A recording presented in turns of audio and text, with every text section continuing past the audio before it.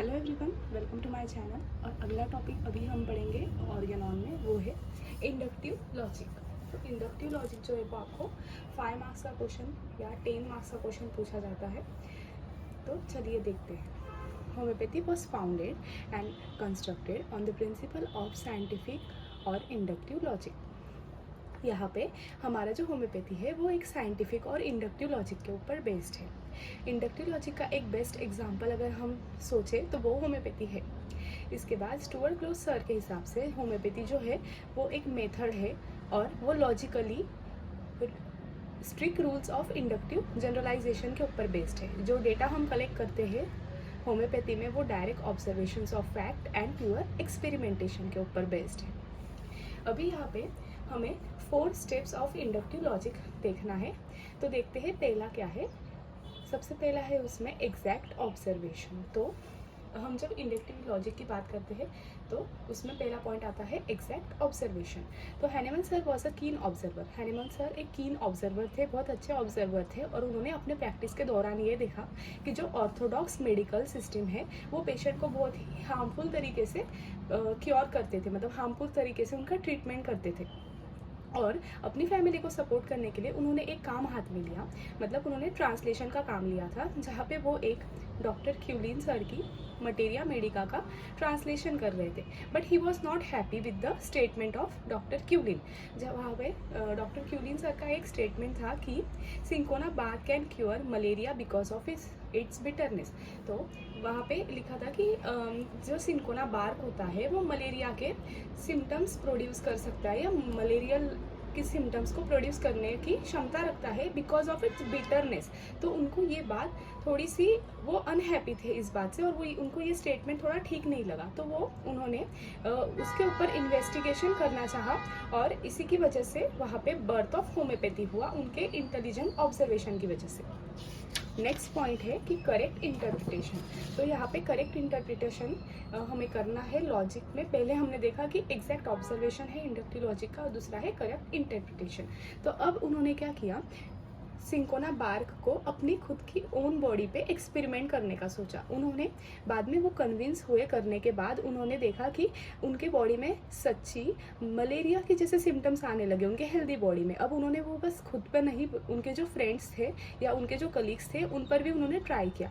तो वहाँ पे as he expected all of them were attack by malaria like symptoms. तो उनके फ्रेंड्स को भी वैसे ही मलेरिया लाइक सिम्टम्स दिखने लगे।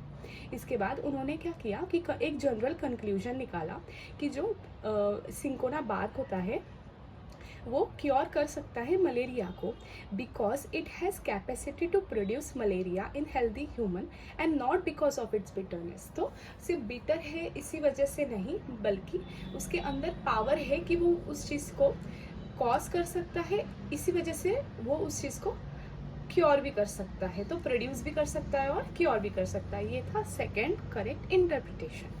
Third rational explanation. तो अभी इसके बाद उन्होंने without taking a hasty decision, उन्होंने गड़बड़ी में जल्दी में कोई डिसीजन नहीं लिया, बल्कि उन्होंने क्या किया, he went through the medical literature and found that law of similia was known to ancestors. तो उनके पहले जो कुछ साइंटिस्ट आए थे उनको भी ये लॉ ऑफ सिमिलिया पता था, जिसमें हिप्पोक्रेट सर थे, पैरासेलस थे और स्टाल थे। ये 2-3 लोग ऑलरेडी थे उनके पहले जिन्होंने लॉ ऑफ सिमिलिया को ओकेजनली यूज़ भी किया था।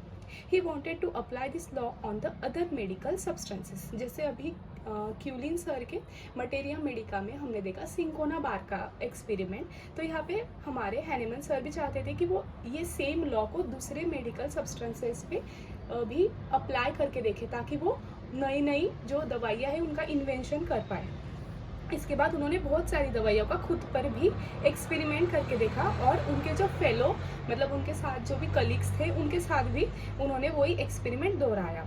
और इसी वजह से वहाँ पे उन्होंने देखा कि एक जनरल कंक्लूजन निकाला कि जो भी दवाइयाँ कोई भी डिसीज़ को रिड्यूस करने की क्षमता रखते हैं वही उसको क्योर भी कर सकते हैं। तो ये था थर्ड। Next scientific construction.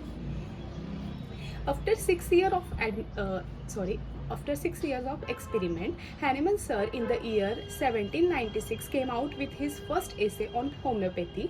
उसका नाम था An Essay on a New Principle for Ascertaining the Curative Powers of Drugs and Some Experimentations of Previous Principle. तो वहाँ पे हैनेमन सर ने 1796 में एक एसे के साथ वो आए और जहाँ पे उन्होंने वो ये देखना चाहते कि क्यूरेटिव पावर्स क्या है ड्रग्स की और उनका एक्सपेरिमेंटेशंस. इसके बाद में so if we consider experiment of Hahnemann and construction of law of similia similibus curenter as a general conclusion, we can clearly state that homeopathy is based on inductive logic. तो inductive logic के ऊपर हमारा homeopathy based है. हमें ये 4 point से समझ में आता है. उसमें पहला था एग्जैक्ट ऑब्जर्वेशन, सेकंड था correct interpretation, third rational explanation and fourth is scientific construction. इसके बाद देखते हैं कि application of logic in homeopathic practice. Logic का मतलब है इंडक्टिव लॉजिक. अब इसमें पहला है characteristic symptoms.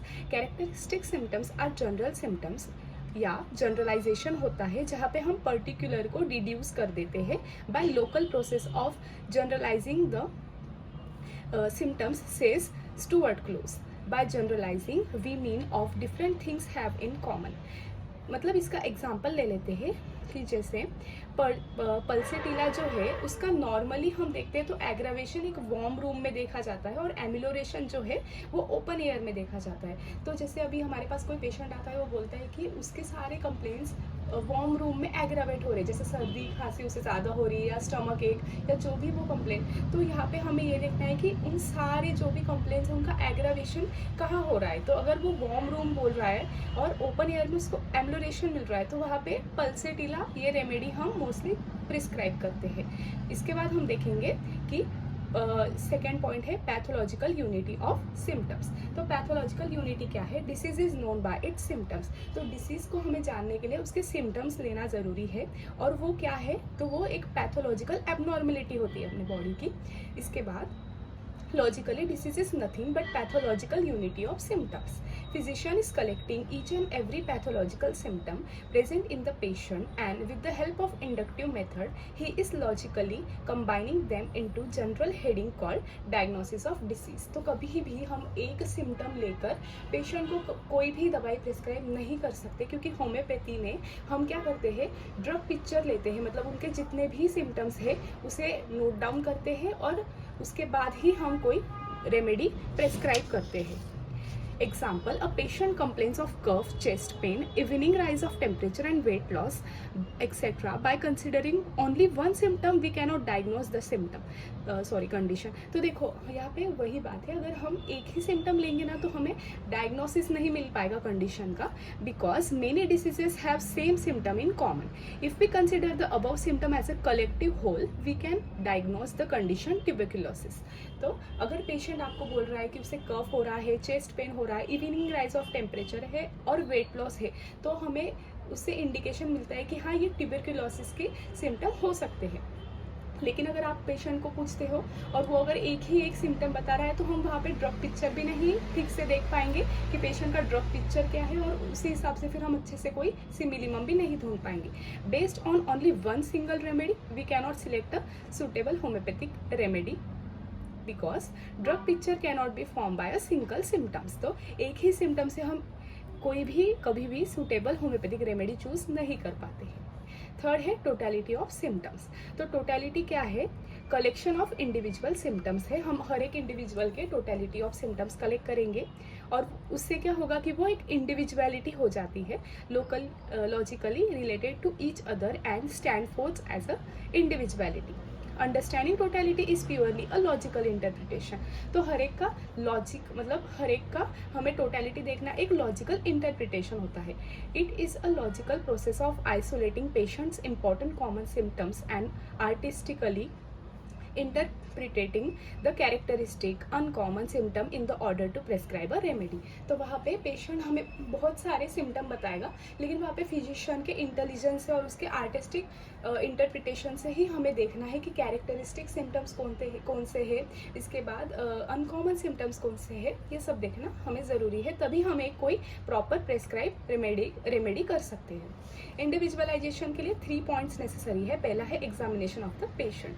Less important to common symptom. Each particular symptom is made complete by location, sensation and modality. तो पेशेंट का जब हम एग्जामिनेशन करते हैं तो हम उनसे पूछते हैं कि जो भी उनके सिम्टम्स हैं उनका वो लोकेशन डिस्क्राइब करें, सेंसेशन डिस्क्राइब करें और मोडालिटी. लोकेशन मतलब कि उन्हें पेन, अगर पेन की कंडीशन है तो पेन कौन से एरिया में हो रहा है, लेफ्ट है, साइड कौन सी है, लेफ्ट राइट, वो पूछना ज़रूरी है. सेंसेशन मतलब उनका जो पेन है, पेन का सेंसेशन कैसा है, बर्निंग है, ड्रॉइंग है या स्टिचिंग पेन है, वो भी पूछना ज़रूरी है. इसके बाद मोडालिटी में आता है आपका एग्रावेशन एंड एमुलरेशन. तो एग्रावेशन उनको उनकी दिक्कतें या तकलीफ़ें कब बढ़ जाती है, सुबह, दोपहर, शाम या गर्म रूम में या हॉट रूम में जाने से, वार्म रूम में जाने से, कोल्ड रूम, तो वो भी पूछना ज़रूरी है. और उनको अच्छा कब लगता है, एमुलरेशन कब आता है, ये भी हम पूछेंगे.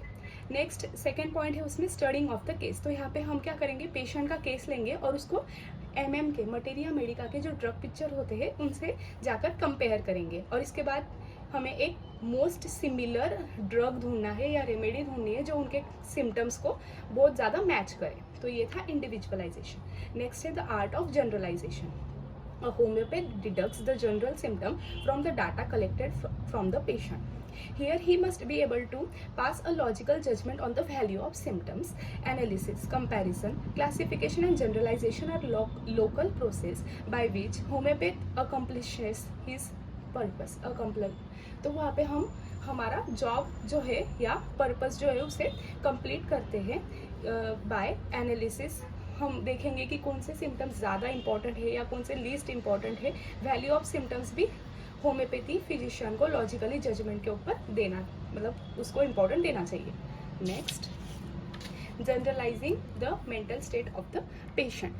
ये सबसे ज़्यादा डिफ़िकल्ट होता है क्योंकि यहाँ पे जो है हाई, वहाँ पे ना हमें हाईनेस ऑफ इंटेलिजेंट फिजिशियन लगता है यहाँ पे, या इंटेलेक्ट ऑफ फिजिशियन हाई लगता है. It is the most difficult case of nervous and mental diseases. Physician must be train. तो फिजिशियन जो है ना वो एक साइकोलॉजिस्ट की तरह पूरा ट्रेन होना चाहिए, तभी वो मेंटल सिम्टम्स को अच्छे से देख सकेगा और मेंटल स्टेट ऑफ पेशेंट को जनरलाइज करने में हेल्प होगी. नेक्स्ट है लॉ ऑफ कॉजेशन. तो इसमें क्या है, science believe that every effect has a cause. तो साइंस में क्या है कि कभी भी कोई भी जो इफेक्ट है उसका कोई कॉज होना ज़रूरी है. हाँ, every disease has a positive factor. तो हर एक डिसीज़ का कोई तो भी पॉजिटिव फैक्टर होता है, लेकिन वो जो आइडेंटिफाई करना होता है एग्जैक्ट कॉज, ये सबसे ज़्यादा इम्पॉर्टेंट और लॉजिकल एनालिसिस पे बेस करता है.